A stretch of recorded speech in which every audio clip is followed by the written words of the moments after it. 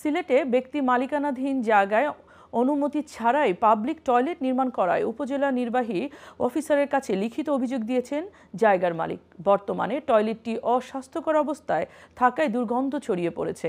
এলাকাবাসী দ্রুত টয়লেটটি অপসারণের দাবি জানিয়েছেন। মোহাম্মদ ফারুক মিয়া রিপোর্টে বিস্তারিত। সিলেটের বিশ্বনাথে ব্যক্তি মালিকানাধীন ভূমিতে জনস্বাস্থ্য প্রকৌশল অধিদপ্তরের উদ্যোগে ল্যাট্রিন নির্মাণের অভিযোগ করে সিলেটের বিশ্বনাথ উপজেলার দশকর ইউনিয়নের দশকর নোয়াগাঁও গ্রামের মাসুকুদ্দিন, মোশরফ আলী ও প্রবাসী রহমত আলী লিখিত অভিযোগ করেছেন বিশ্বনাথ উপজেলা নির্বাহী অফিসারের বরাবর। মালিকগণের বেশিরভাগ লোকই প্রবাসে ও স্থানান্তরে বসবাস করেন। বাজারের ৪,৯৩৭ নং দাগের কিছু অংশে তাদের নির্মিত একটি তিনতলা ভবন সহ আরো প্রায় ৩০-৩৫টি দোকান কোঠা ও স্থাপনা রয়েছে।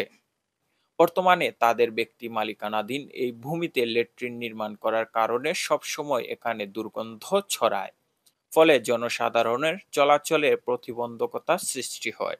তার নিকটবর্তী স্থানে দুর্গন্ধ ছড়ায়, মানে পেশাব পায়খানা অনেক দুর্গন্ধ। সোয়ালি বাজার জানি, সেখানে জনস্বাস্থ্য অধিদপ্তর থেকে যে পাবলিক টয়লেট দেওয়া হয়েছে তা খুব মারাত্মক দুর্গন্ধ ছড়াচ্ছে এবং রাস্তার পাশেই দেওয়া হয়েছে, যেটা দেখতে অনেকটা খুব খারাপ এবং বিরক্তিকর লাগে। অপরিকল্পিত এই পাবলিক টয়লেটের আশপাশের বাসিন্দাগণ নানা প্রকার রোগে আক্রান্ত হওয়ারও আশঙ্কা রয়েছে।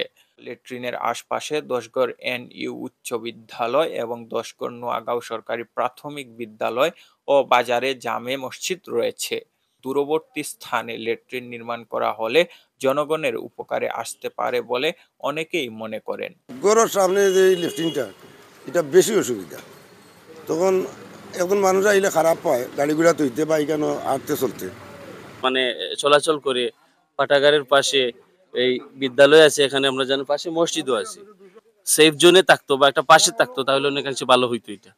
এমতা অবস্থায় এলাকার পরিবেশ রক্ষার স্বার্থে জরুরি ভিত্তিতে ব্যক্তি মালিকানাধীন ভূমিতে স্থাপিত ল্যাট্রিনটি অন্যত্র কোনো সুবিধাজনক স্থানে স্থানান্তর করা এবং জরুরি ভিত্তিতে বর্তমান ল্যাট্রিনটি বন্ধ করা একান্ত আবশ্যক বলে মনে করছেন স্থানীয় বাসিন্দারা।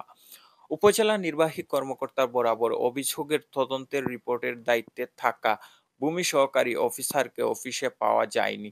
তবে সার্ভেয়ার যিনি রয়েছেন তিনি বলেছেন শীঘ্রই তদন্ত রিপোর্টের প্রতিবেদন দেয়া হবে। মোহাম্মদ ফারুক মিয়া, আইএন টিভি, সিলেট।